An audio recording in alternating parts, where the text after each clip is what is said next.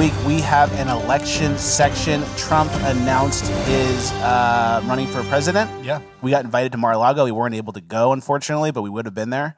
But we weren't able to go. A lot of people are talking about Trump versus DeSantis. What's the right move? We kind of spoke about this in the past. I think a lot of people, when it comes to Trump versus DeSantis, think that DeSantis is a better candidate because he can win more independent voters. And they're trying to figure out how to scheme and win like basically a rigged system with all the legal mail-in votes. Like there is legal voter harvesting that's happening now. And like when you do that, like we saw in Kerry Lake's election where 83% of Democrat voters' votes were in before Election Day.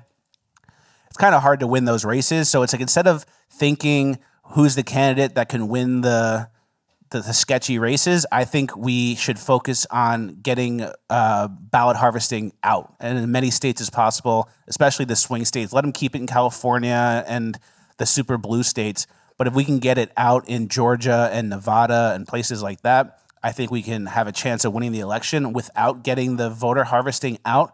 I don't think we really have a chance. Some of the people on the right are saying now it's time to start voter harvesting ourselves. Yeah, that's true, especially since it's legal in certain areas. That would help, but I don't think we can compete with cities. I think when you have a city in Arizona and there's millions of people in it and you send a bunch of ballots out and then you collect all the ones you need, it's kind of hard to get all the rural Republican voters ballot harvested as well because those voters are going to show up Election Day anyway. We have such an engaged voting bloc that they're going to show up anyway. So it's kind of like an uphill climb. I think Trump is the guy for the job. If you go in, if Trump goes in on this second term and does what needs to be done, they'll basically wreck his whole life and really ruin the guy. And I think he knows that. And I think he's kind of wanting revenge, which we need a revenge tour. I don't think now's the time to go, hey, everyone, let's calm down and go back to normal. I think now's the time for Wrecking Ball Revenge Tour, Trump Revenge Tour. They stole the first one. Now we do this one. We get everyone out, fire everybody, break up the FBI, stuff like that, get rid of voter harvesting. So I think that's what Trump's job should be. And then you do DeSantis after for 2 terms, and you have 12 terms of getting the country back on track. Yeah. That's kind of my opinion. But either way, the Democrats have a plan. Chuck Schumer the other day said this. Listen to what he says here. Now more than ever, we're short of workers. We have a population that is not reproducing it on its own with the same level that it used to. The only way we're going to have a great future in America is if we welcome and embrace immigrants, the dreamers, and all of them, because our ultimate goal is to help the dreamers, but get a path to citizenship for all 11 million or however many undocumented there are. Or however many. That's that little sneak in. That's or however the many. key. Maybe That's the 3 key. times as much? Yeah, I think it's 11 million this year, undocumented. I think it's probably closer to 40 or 50 million people here illegally. Notice how Chuck isn't saying anything about, we need to raise quality of life. We need to, every American deserves X, Y, Z.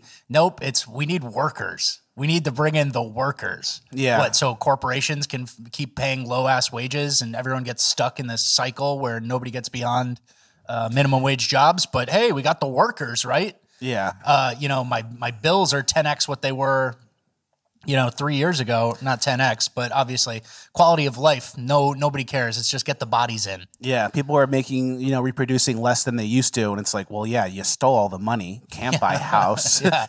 In debt. Everyone's in debt. Done. So it's like, what'd you expect to happen? You gave everyone the vaccine, so you can't even have kids probably. So I don't know what you expect to happen. But yeah, so that's what they're planning. I love the 11 million or however many. Yeah. They've been saying 11 million since like 1995. Yeah, They've and been it's saying like 11 million. border encounters are like 250,000 a month, and that's like just the encounters. That's not the people who get in easily with the coyotes. Like, yeah, exactly. So I'm thinking that there's. So yeah, no interest has accrued on those 11 million illegals. That's just the number, or however many. I think the number is really probably 40 to 50 million here illegally, which is more than like 10% of the population, right? Yeah. So I think that's really what's going on. And then imagine a world where the Democrats like try to push for amnesty for all these people, and then the Republicans like say we get mail-in ballots done, right? And there's no mail-in ballots, but now we have this new issue of all these illegals. And they try to give illegals the right to vote. And then basically it's going to be like, go vote for the Democrats who want to give you amnesty, or vote for the Republicans who are going to deport you. So they're going to use them as political tools like that, and they'll do anything. They'll do World War III.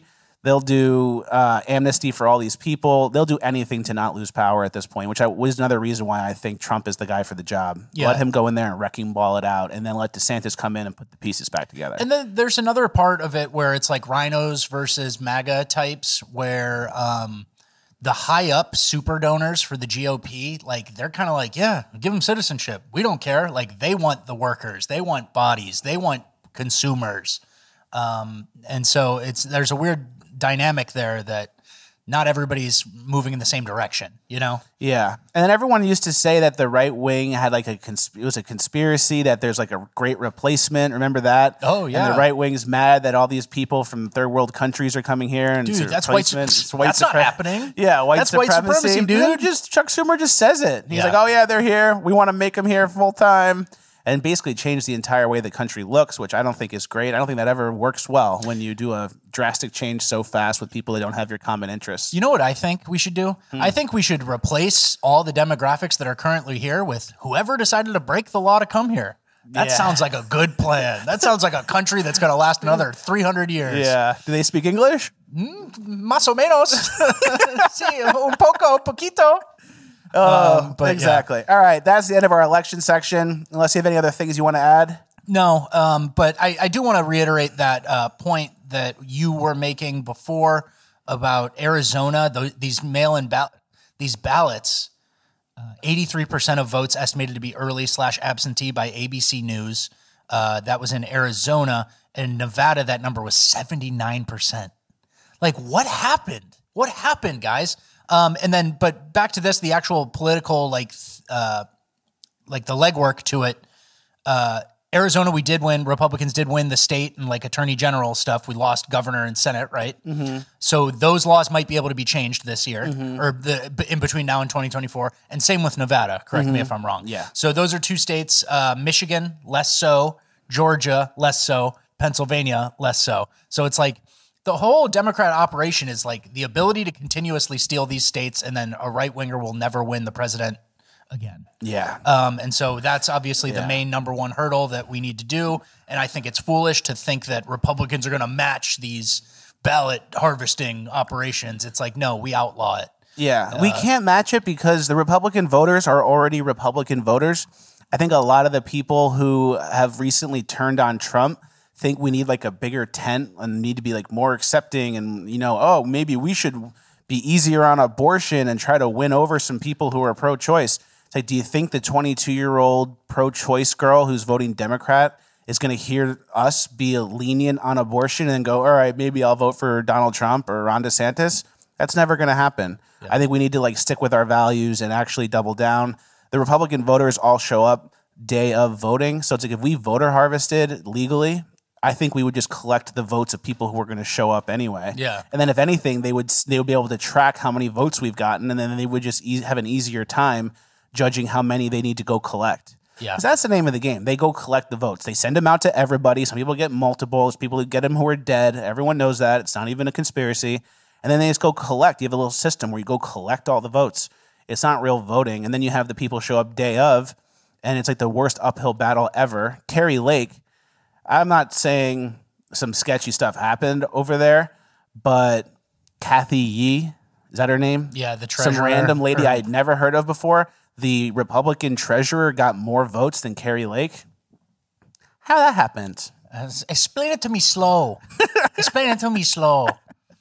I don't fully get that. So, you know, we have the whole issue is the voting system. We've had this since 2020. We've been like one of the few people who have called it out and just said, guys, like it's voter harvesting. It's all ballots. It's not votes. It's ballots. It's votes versus ballots. And it's like we're playing an old game. It's like we're playing football before 5 rule updates ago, and like the forward pass wasn't invented yet, and we're playing against a team who's throwing bombs. Yeah. So exactly. So it's a very uphill climb. We don't have a chance unless the the ballot harvesting rules change, at least in some of those states that are swing states. Yeah. And if not, the cities will continue to grow, and it'll be easier for them to win elections, and then Republicans will never win another election again. And then it's hermit time. And then it's ATF standoff time because they're going to have a reason. They're going to find a reason to get to your house.